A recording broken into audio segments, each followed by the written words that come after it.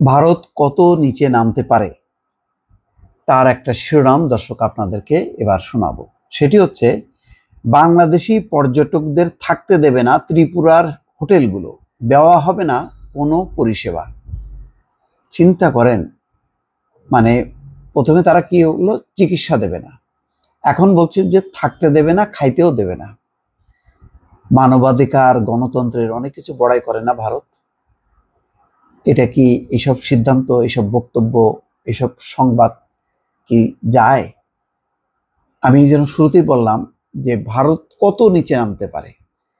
বাংলাদেশের কেউ তো, আমার ধারণা যে কেউ কল্পনাও করতে পারে না যে ভারতীয় কোনো নাগরিককে বাংলাদেশে থাকতে দেবে না, চিকিৎসা দেবে না।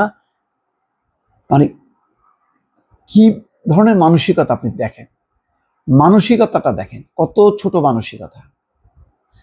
মানুষ মানুষের সাথে এরকম করে? আপনার সাথে যদি আমার শত্রুতা থাকে, ঠিক আছে, শত্রুতার জায়গায় সেখানে আমরা ফাইট করব, কিন্তু আপনি মানুষকে খাইতে দেবেন না, মানুষকে থাকতে দেবেন না, মানুষকে চিকিৎসা দেবেন না, মানুষের যে মৌলিক মানবাধিকারগুলো আপনি সেগুলো লঙ্ঘন করবেন।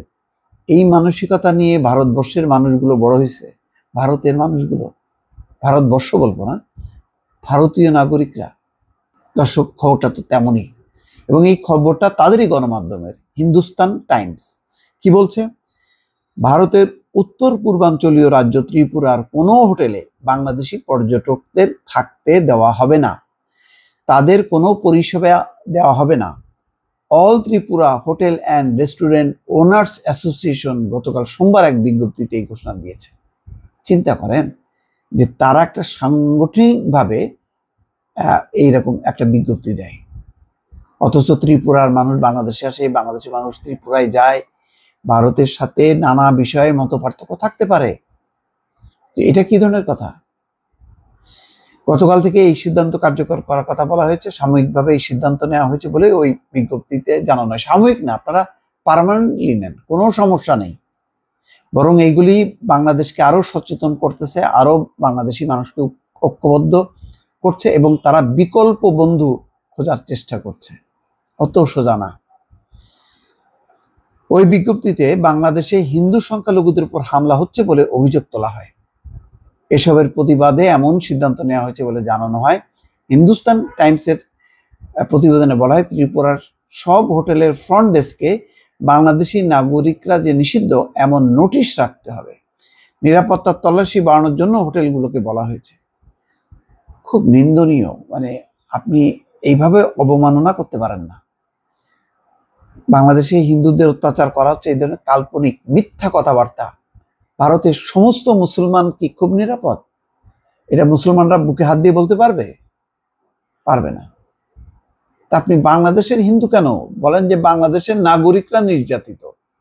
বাংলাদেশের হিন্দু মানে কি?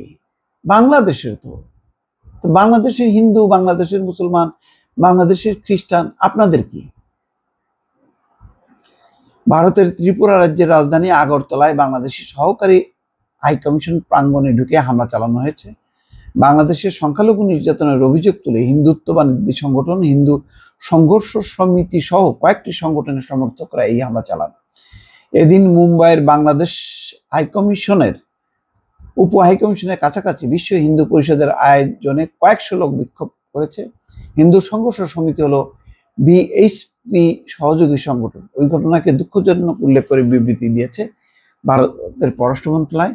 তারা বলেছেন, কূটনৈতিক ও কনসুলার সম্পত্তি কোনো অবস্থায় লক্ষ্যবস্তু হওয়া উচিত না, এবং তারা অ্যাকশনও নিয়েছে। যাই হোক, সেটা বড় কথা না, কিন্তু এই বেসরকারি যে চিকিৎসা কেন্দ্রগুলো আছে, হাসপাতাল আছে, হোটেল আছে, তারা কিভাবে এই সব সিদ্ধান্ত নেয় আর কোথায় নিচ্ছে দেখেন। ধরেন একজন বাংলাদেশি এখন কোনো কারণে ভারতে আটকে আছে বা আসতে পারছে না লম্বা সময়ের জন্য, তো সে খেতে পারবে না কোনো রেস্টুরেন্টে, সে কোথাও থাকতে পারবে না, সে মানে কি, তাহলে তার চিকিৎসাও দেওয়া হবে না? এই ধরনের মানবতা বিবর্জিত সিদ্ধান্ত আমি জানি না আর বিশ্বে কোথাও আছে কিনা। একমাত্র মানে ভারতেই এরকম সিদ্ধান্ত হলো। অথচ একজন দেখলাম যে ভারতের যেই কলকাতার মেয়র বলছেন যে একজন শত্রু যদি আমাকে মারতে আসে, সে যদি অসুস্থ হয়, তাকে আমার সেবা দেয়া হচ্ছে, এটা চিকিৎসকের একটা ধর্ম। আজকে কোথায় ভারত দেখেন, দিন দিন ওদের মানসিকতা সবার সামনে উন্মোচিত হচ্ছে। দর্শক ভালো থাকবেন, আল্লাহ হাফেজ।